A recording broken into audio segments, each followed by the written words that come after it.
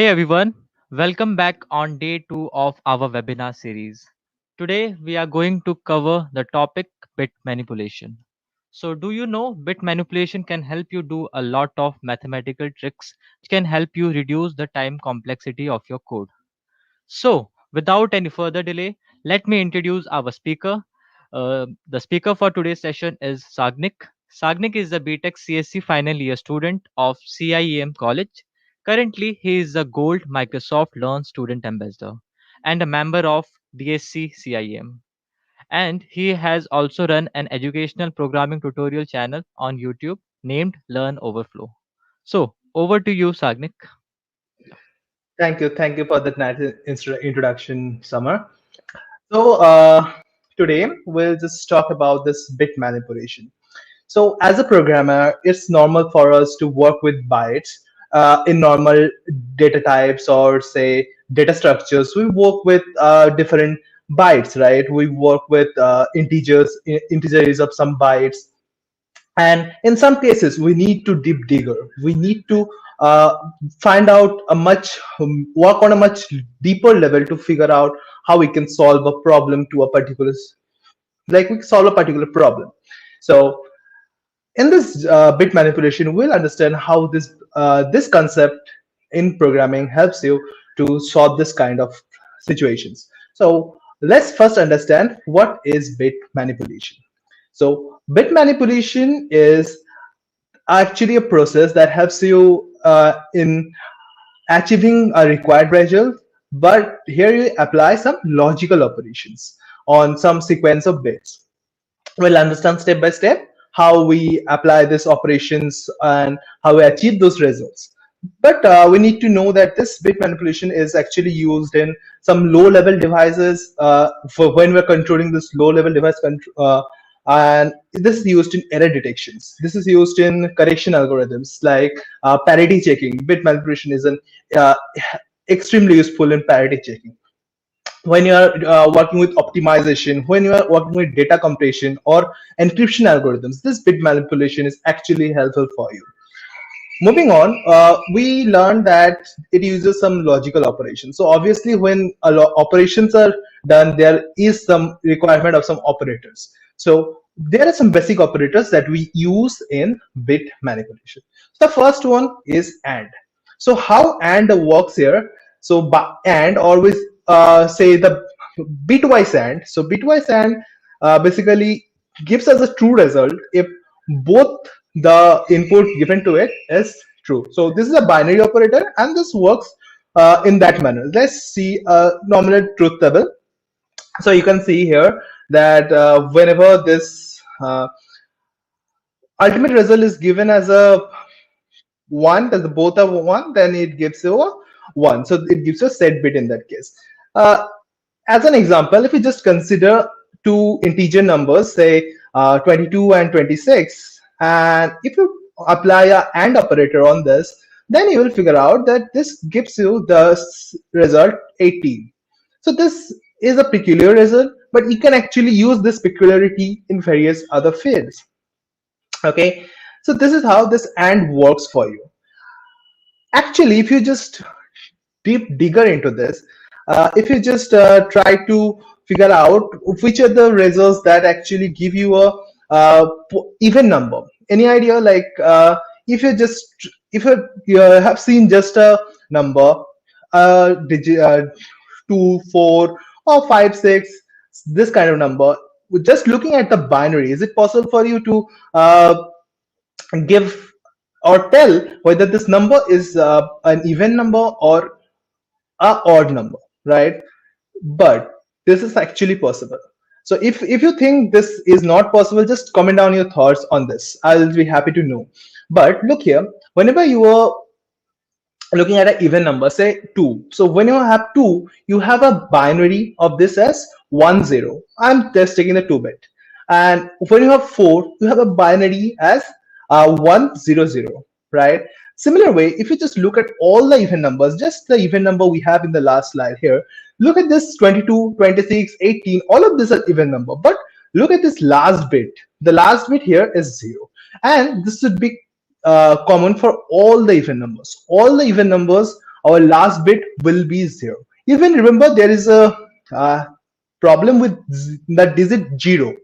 Like if the number in binary, sorry, in decimal is 0, then also the last bit is 0. So that's the problem we have. But else all the even numbers from 2 till infinity and positive even numbers, the last bit will be 0. So if we know that a last bit of an even number is 0, then can we find out can you say whether the number is even or not just using some operators? Because we cannot see that whether the last bit is 0 or not, right? So when you cannot see, let's find out with some algorithm. So we can come up with this concept that if x is our number, so x can be any decimal number uh, from 1 till infinity, positive decimal number. And if we do an and operation with 1 and x, if the result is 0, so this would be even. How? Why? Just look at go back to the uh, truth table. If you find out that the last digit is 0 and we are doing an AND operator here, and you're finding out that this is the 1 we have, like we're doing with 1, so the last digit will be 1 in our case, so that would be 0. So if this result is achieved, or the either of these two result is achieved, then we can say that the number we have is even. And in the other case, when we are doing an AND operation with 1 and we are figuring out it to be 1, then we can say the number is odd, right? That's the basic thing. Let's extend this concept from 1 to any odd number. If we do an AND operation with the number and any other odd number, okay?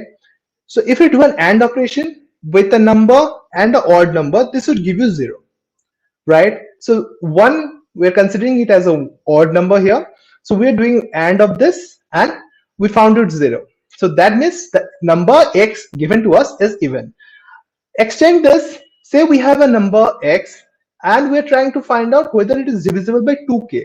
So 2k is by the number 2k, you can understand that 2k is an even number. So if you're trying to find out if the number x is divisible by 2k or not, then this will be done exactly when x and 2k minus 1 is 0. So when we're doing 2k minus 1, look here, we are actually trying to set it to an odd number. So we consider 2k, that means 2k is an even number, and we set it to an odd number by doing 2k minus 1, and we just attain the first statement out here, right? That's what we try to achieve. Moving on to the next bit operator is here with us, or. So what do you do with or? Or basically returns as a true if any of the input is true. All right. So look at the binary truth table here. So truth table, you can see only if you give both the input as 0, then it would give you a 0. Else, in any other case, this gives you a 1. Okay. Move on to example. Again, the same example I took, the 22 and 26. Do an on or operation on this, and you figure out it gives you a peculiar result 30. You may not be thinking of figuring out how 30 came. Like this happened with the bit operation on bit operator, or you just odd this. But on normal decimal, if you're just trying to do something with 22 and 26, and after ultimately finding out 30, so on normal decimals, I don't think this will be possible on a general knowledge.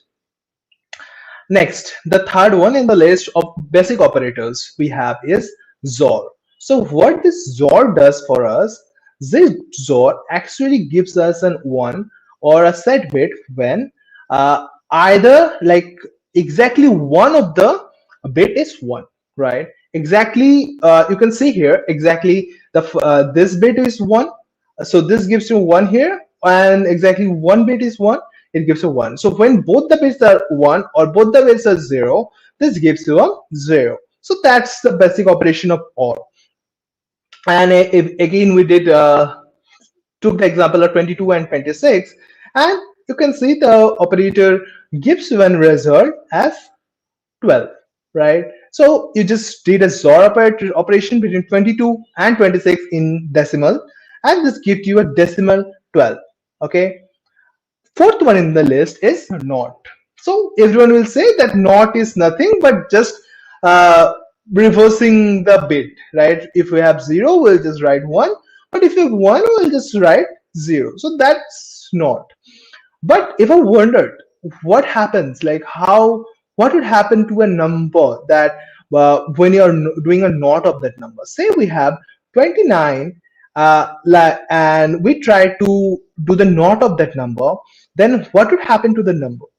Like just a question. If you know, just write down in the comments. I will be happy to hear that. But let's understand what happens in the back when you are doing a knot. So when you're doing knot of x, so you have a number x and you were trying to do a knot of that number, right?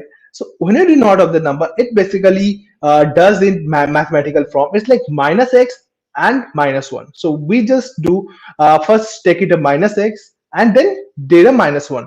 Okay, lots of technical terms. Let's understand it with some number. You have 29, so knot of 29 would actually be 30, minus 30. Let's understand how. Here you can see 29. So I took a 32-bit number. I'm considering a 32-bit integer type number.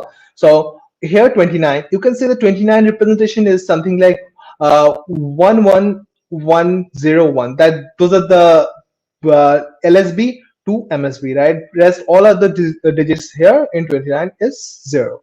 So if you just do a minus 30, then look at minus 30. So what minus 30 tells us, it gives us actually all the bits is 1, and those 1 we have in 29 consecutive, so those are the zeros in minus 30. And look at the rest is actually a not operator. When a not operator is actually implied on 29, you can see minus 30 is actually the result that you get, right?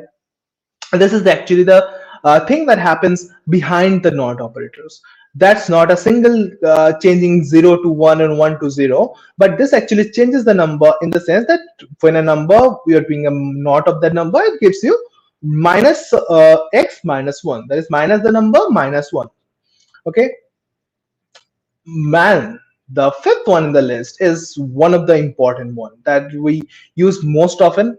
And there is actually two types of shifting we do in like there are two types of shifting that comes under the basic operators. So one is the right shift and there's the left shift.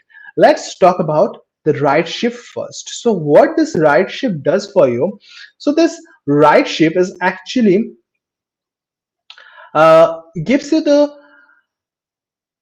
kth bit, right? If there is a number like x, right shift k. So this does what? This removes the k last bit from the number. So this is the number you have, and this is the k bits. So it will just remove the k last bits and give you the number, right? As an example, if you take 14 and you just try to do right shift uh, 14, then this should say if you just try to do right shift 1, this will actually break the number. Let's understand with some other examples. Look here.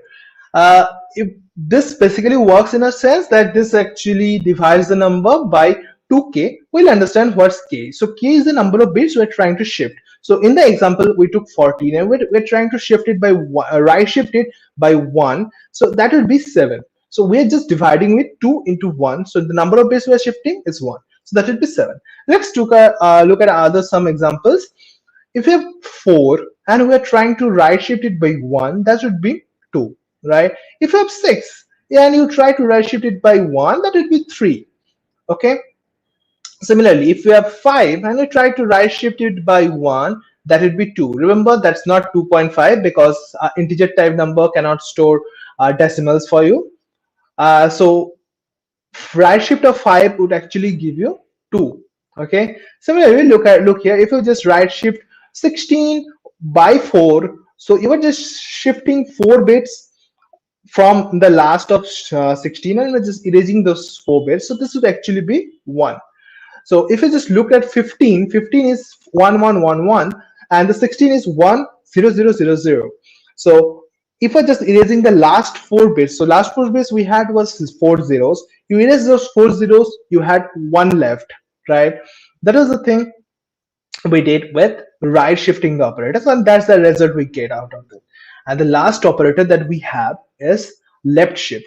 So this left shift is basically works in a manner, say you have a number x and you are willing to left shift the number by a number say k. So you are shifting k bits uh, of the number x. So this happens k extra zeros at the end of the number. So this is the number, if you're shifting it left and you're adding some extra bit, some number of k bits. So this bits will be zero for you. So that happens in left shift. This actually adds those extra bits for you. So if you just want to know about it mathematically, this actually multiplies the bit pattern with 2 to the power k. If we are shifting k bits, okay. Take an example. If we have 1 and we try to left shift it 1 bit, this would be 2. So that is basically 2 to the power 1. So this one 2 to the power 1. If we have 1 and again trying to left shift it by 2, then this will be 4 because 2 to the power 4. So this number of k bits, k is here 2. If you have 3 and we're left shifting it by 3, left shifting 1 by 3, then this is basically 8. And that's the way it was, 2 to the power 3. And the similar way, 1 left shifting 4 would result you in 16, right? 2 to the power 4. Just look at some of the applications. Yes, there comes the basic understanding how you can use this concept. Okay, so the first we will try to find out the binary representation of the number. Okay, so we will here do it with some kind of manipulating the bits we have.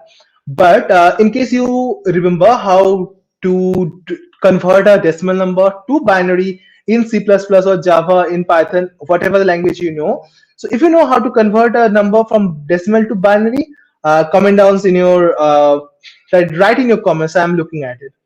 Okay, so we're trying to convert this from uh, a number, a decimal number, to a binary, but we cannot do it with a large number of loops or large complexity. We need to simplify this. Let's understand. If we have a number, let's understand the background of it. Say we have a number 1 and we are left shifting the number by k bits. What does that mean? That basically means we have 1 and we are left shifting the number by k bits. Look at the binary. What would that happen? At the kth position, you will find 1 and all of the bits will be 0 because we have only one. The binary of 1 is basically some 31 number of zeros and then a 1, right?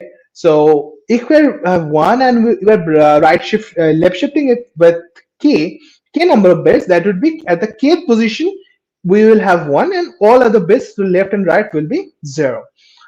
And as an example, look here, if we just right shift 1 by 2, left shift 1 by 2, this would be 100, and all the digits below before this will be 0. All the digits after this one, that's basically 2 digits will be 0.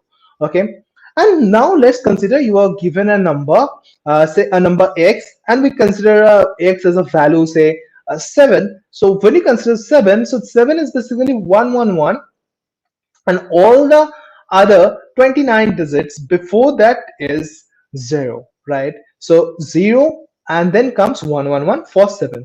Now look here carefully. Can we do something with this? We know left shifting concept, we know the number and the binary of the number. So look here, if we are trying to find the binary representation, just look here. If we just run a loop of this exact k, like we just keep on changing k from 31 till the last 0. So what would happen in our case? From 31 to 0, and we again and again do a or operation, and operation. If we do an and operation and we place this one at various other places, can you find a result? Let's understand it in bit details. Say we have a number x and we are doing an and operation with one left shift k. So if this result is 1, when can this result be 1? This result be 1 when the number you give, its binary representation at that bit is 1, at the kth bit is 1, and like exactly when the kth bit of the number you want to find, you are find the binary representation, the number having the kth bit as 1, then only you can find the result of this operation to be 1, right? X be the our number, X and 1 left shift K. Let's implement this in some kind of CPP code. So we're trying to run a loop from 31 till 0. Why? We're trying to run a loop from 31 till 0. That's basically we are checking the each bit, right? We are checking the MSB first, then we'll keep on checking each of the bits, and ultimately what we need to find, we need to go till the last element. Now what we need to do inside that, we'll check that if this X and 1 left shift I. So what this statement does, 1 left shift I is basically changing the kth position every time, like in each loop iteration it changes the kth position from 31 till 0. And we are doing an AND operation. So when this AND operation of this, if like ultimately when we this be 1, the result of this operation will be 1 only when the ith position of that like the ith bit in X is 1. So this is returning 1. So when this if 1, so that means if true. So when this if is true, then we print 1. And ultimately, you can come out to the else statement and print 0. So this would actually give you the binary representation. I hope I can make you understand. Just comment in your comment down if you couldn't understand this part, and then I will just try to make you understand in a much other way possible. Okay, just comment down if you couldn't understand why this binary representation is working in this manner, right? So that's basically we are trying to do an AND operation between the number X and the left shift of that bit. Okay, now that's an implementation you found using the AND, like a combination of and left shift. Can I do some other things? Can we just find out? Okay, before we just go, keep on finding out some other things in this left shift, we look here. You actually did a much bigger job. You can use this particular if statement of this particular concept in some other places. If you want, if you need to get a particular bit, like the get bit operation that we do in a number of times in binary or bit manipulation, the gate bit operation. So gate bit operation is actually this. This helps you get the exact bit. This uh, the formula that we're using here is actually help to get the exact bit what you have in that number, right, at the particular position. So this is implementation of say get bit 2. You can just run a loop of that get bit operation and just find the binary representation. How this is helpful? Look, this is actually a order of 31, not n. It's not varying every time. It's an order of 31, I'll say 32, right? That's the only order. You can, it's not some huge order. You can see that this is basic, right? This has a much simpler complexity. But if you just try to do binary representation with some modulus function or some in a different way, that would definitely take a much larger loop for you to just extract the bit, right? Move on. Let me discuss about small applications of this. So the kth bit of X to 1, right? If you need to figure out the kth bit, I mean the exact kth position bit of X, and you need to change it to 1, then you can use an operation like this, say X or left shift this, right? So this is this formula would help you get like set the kth bit of X, the number X, to 1. So this is actually used in set bit. When you're trying to set the bit of a particular number to, or change the bit of a particular number to something else, then this this kind of formula would help you. Okay, we'll try to get some like use of these formulas in a bit later stage. But now let's understand all the formulas that we get out of bit manipulations, all this using all these operators we have. So the next application is when you try to say set the kth bit of x to 0. When you're trying to set the kth bit to 0, then you are actually doing an AND operation, but you are actually doing a NOT of that left shift. Okay, so how is this working? If I wondered, okay, if you don't know how this working, comment down in the thoughts. I will try to explain it to you. But on a normal, it's pretty simple. I guess you can understand how this shifting this kth bit works actually. So in the two-step backs, when you look here, it actually gave you a exact bit, right? So if you just change this to 1, so it would just say it's working in a different manner. Like it last time we were just placing 1 to each position and doing an AND operation, but now we'll place 0 to move 0 from each of the position and get a AND operation, right? So that's how this k bit to 0 works for us. Okay, now we can invert the k bit of x. So how we can do that? We actually does that with the XOR operator. So we invert the kth bit of x with the XOR operator. These are the pretty simple formulas. I guess you can just understand from here how this formulas works, because the first one was explanatory. You can, I hope you understand that. And this way, this one after other, the formulas are there to just invert the kth bit. Then it says set the last one bit of x to 0.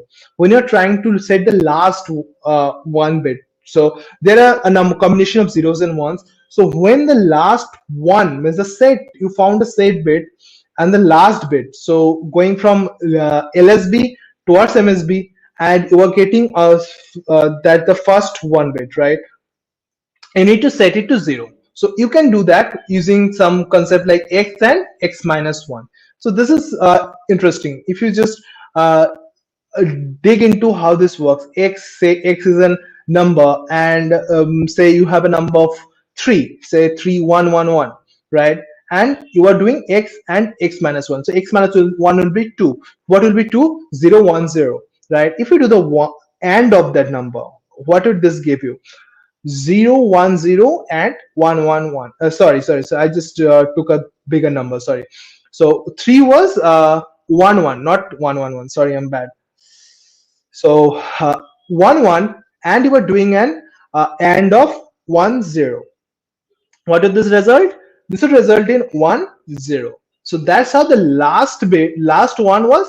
The LSB was our last one bit, and we just converted it to 0. So this way, this actually works.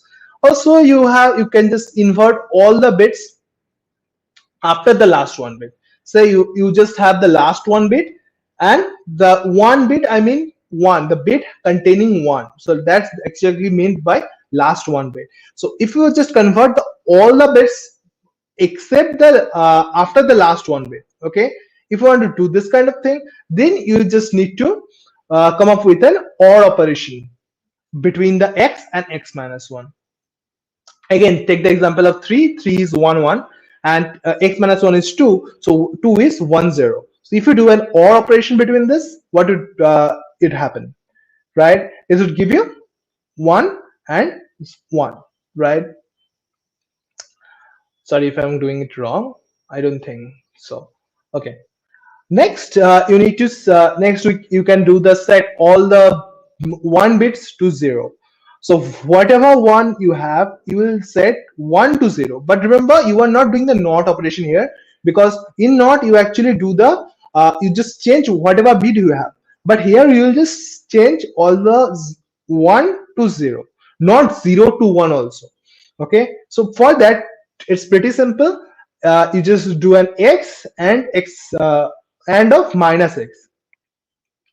So remember, for this, except the last one bit gets the last one bit is actually excluded, else all the bits gets set to 1, all the bits with 1 bit to 0. Okay. Next we will look into some of the application of those formulas. We got those formulas. Now let's understand a few applications. So first thing we'll try to check if a given number is a power of 2. If we're just trying to uh, do this without say bit manipulation, then we would have done something like x mod 2 double equals 0. That was the normal check we would have done. We'll put that in a while loop and we'll say if x mod 2, like while x mod 2 not equals to 0, and we'll do x by 2. That was the pretty simple idea to get the power of, like the power of 2. Like you were just trying to get the power of 2s. Okay, so look here, that was the pretty simple idea. But what is the problem in this? If we just look into this, this works in order of log n. Yes, at times in data structure we say that in sorting algorithm the order of log n is actually pretty better. But can we do this in a much better way, like on a much simpler way? We're reducing our like the logarithm of n to some order of 1, right? And reducing our type complexity. That's, can we do that? Let's see how we can actually implement this.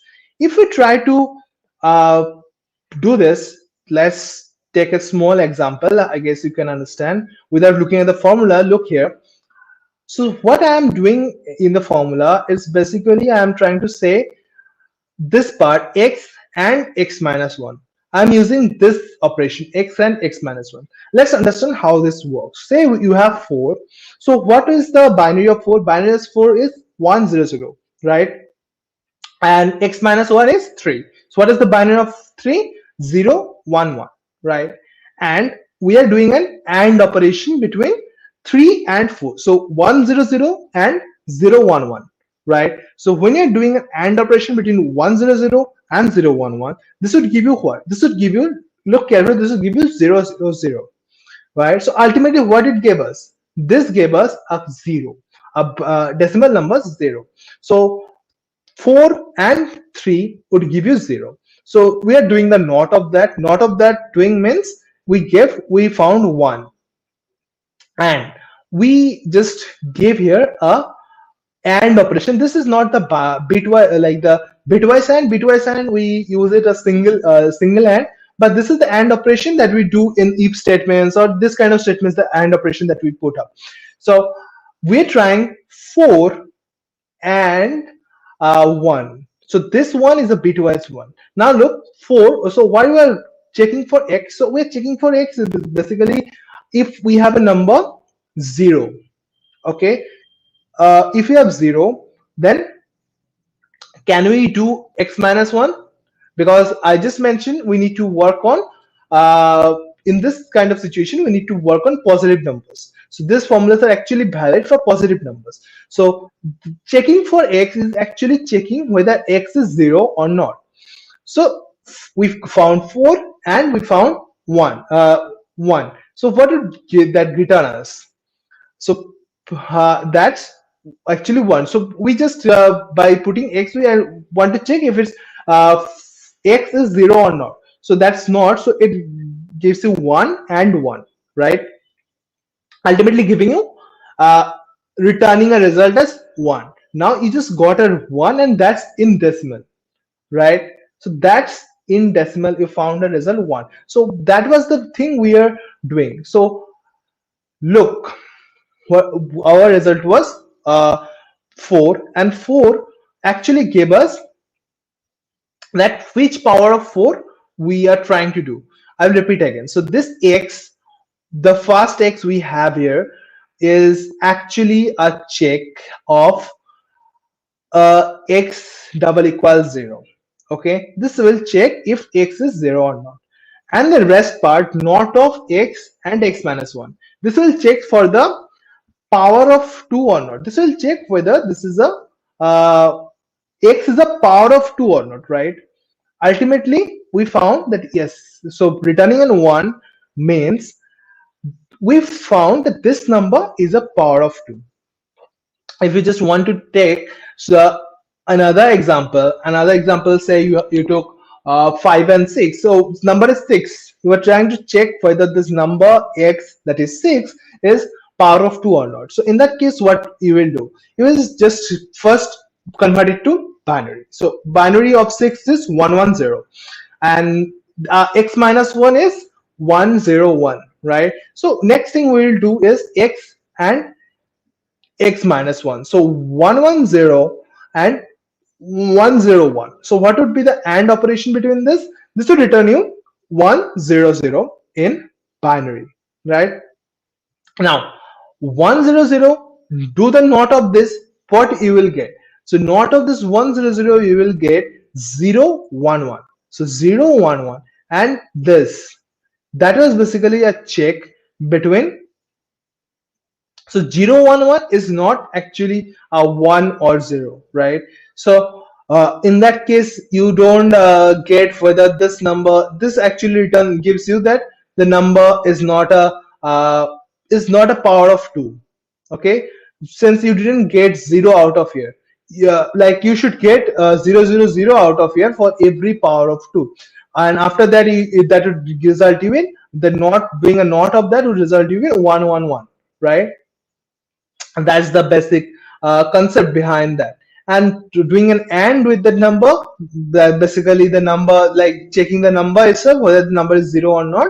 So that's the number is not 0, so this would not return 1, this would return 0, saying that the number you were trying to check is the given number is not a power of 2, right?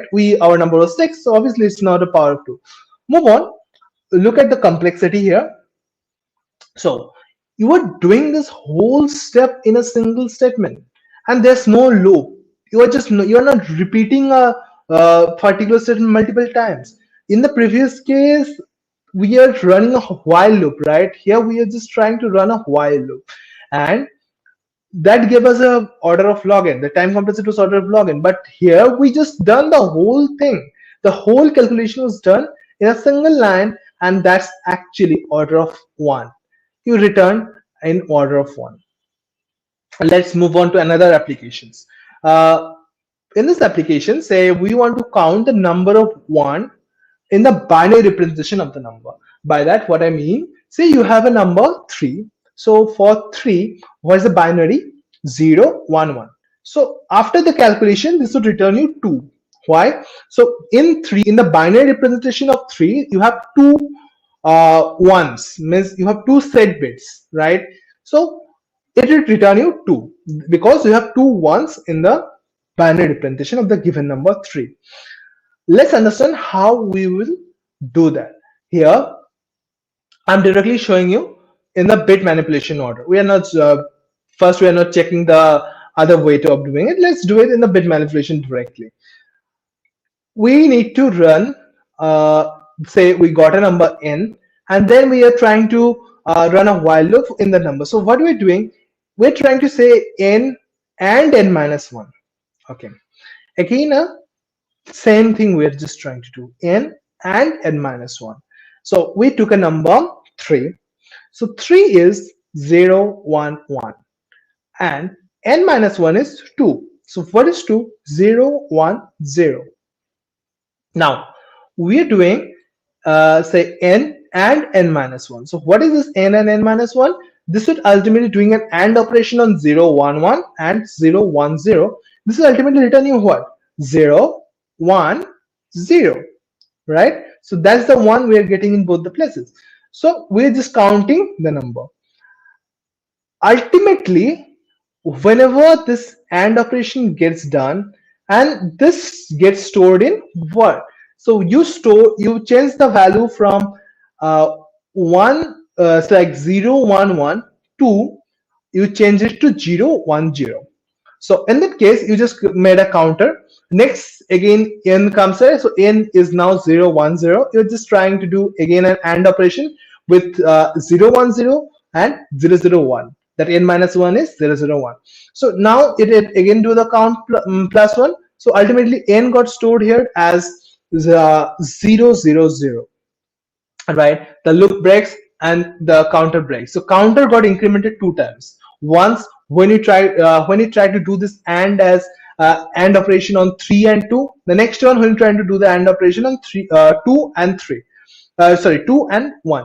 So that are the 2 times the counter ran, and this returned you our result. Our result is 2. So in 3 we have in the binary representation of 3 we have 2, 1, right? So that's how we just got our result. And what's the time complexity? It's order of k. So what k is here? K is the number of 1 present in the binary form of the number, right? This is actually pretty simple. This is not going on to a large number, but rather the order of k, that is the number of ones present in the binary representation. I hope you can actually understand the stuff that I am talking to. If not, please comment down your thoughts on this. That would help me understand, help me understand what are your thoughts on this, how much you are understanding these concepts, right? Now, on this example, we are here and another example. On this example, we will check if the ith bit is set in the binary from the given number. By set, or when you say set bit, that basically means the ith bit is 1. Okay, it's not 0. So we'll check if the ith bit, the particular position of a binary form is 1 or not, right? So that's the check we do here. Let's understand how we can do that. Again, pretty simple thing that we want to do. Okay, so if we have this ith bit, that the bit we are given to check, this I is actually the ith bit that we are checking, and we have the number n. So that's what we will one left shift n, left shift I, one left shift I will do for thing. Just few slides back, we looked at one left shift I is actually making the ith bit as 1. So this actually made you ith bit 1. And when you are doing the AND operation with the number itself, this will actually return you 1 when the bit, that ith bit in the number is 1, or return you 0 when the ith bit in the number is 0. So that's the particular concept. This actually, we do this kind of combinations again and again and again to just understand how this concept works. Few slides back, I gave you a list of formulas, and those are the list of formulas we actually implement while working on bit manipulations. Okay, so those are the things we just keep on working while working on this, keep on using while working on this bit manipulations. And if you are a C++ user, you have some extra benefits. Okay, so if when you're using C++, you have benefits like the G++ compiler provides you some additional functions, okay, for this bit counting, and these are actually helpful, actually saves your time, actually saves your time in writing a big code, and also saves your time in doing a lot of stuff. You in terms of competitive coding, this actually does your job. Okay, let's understand those additional functions that G++ compiler actually provides you. So the first one is built-in CLZ. That's underscore underscore built-in underscore CLZ. That's not single underscore at the beginning. Okay, I will show you how you actually use it, but let's understand what this built-in CLZ does. So this particular function, this gives a number of zeros at the beginning of the number. Say you have a number, and how many zeros are there at the beginning of the number, so that will be returned by this built-in CLZ function.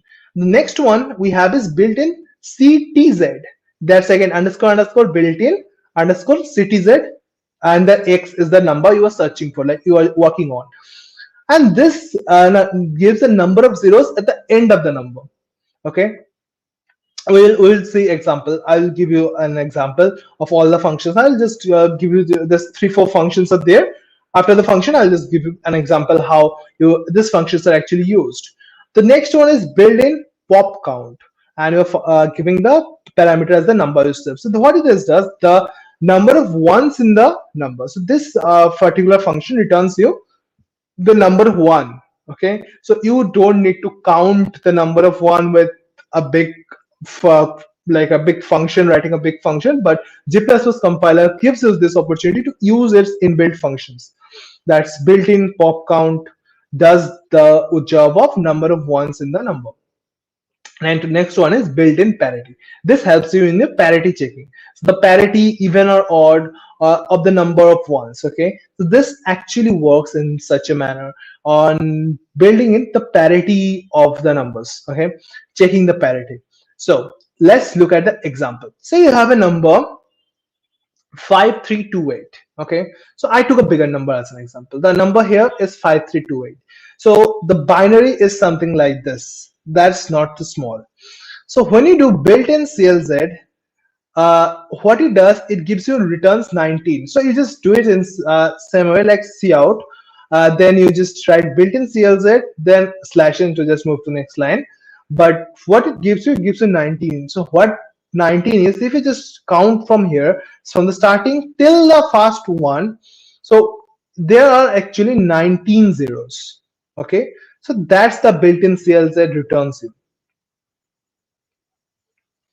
All right. Next one is built-in CTZ. So CTZ gives you the last, like at the end of the number.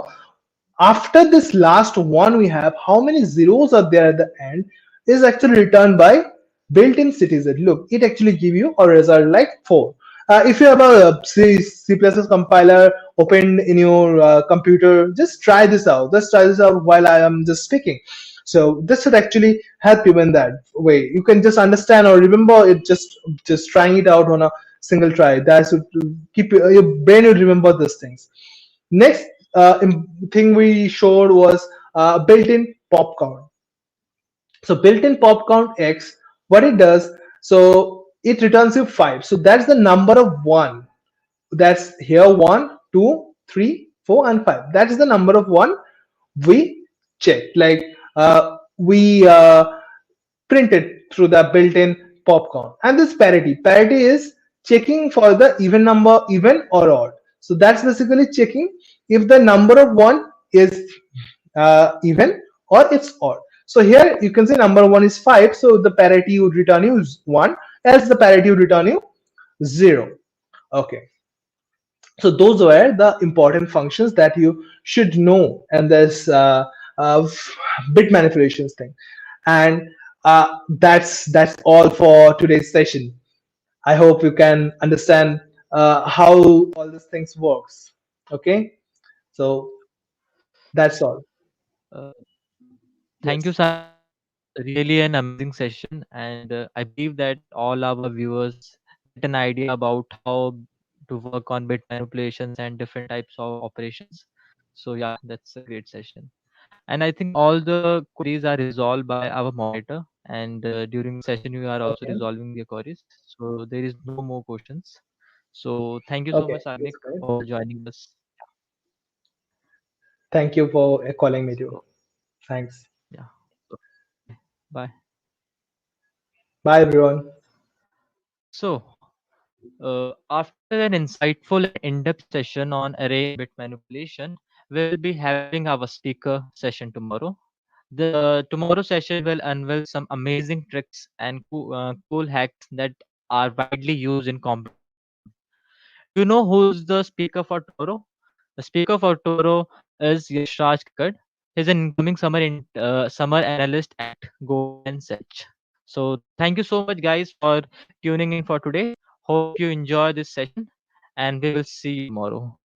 And don't forget to like, subscribe, and comment to our channel. So bye, everyone.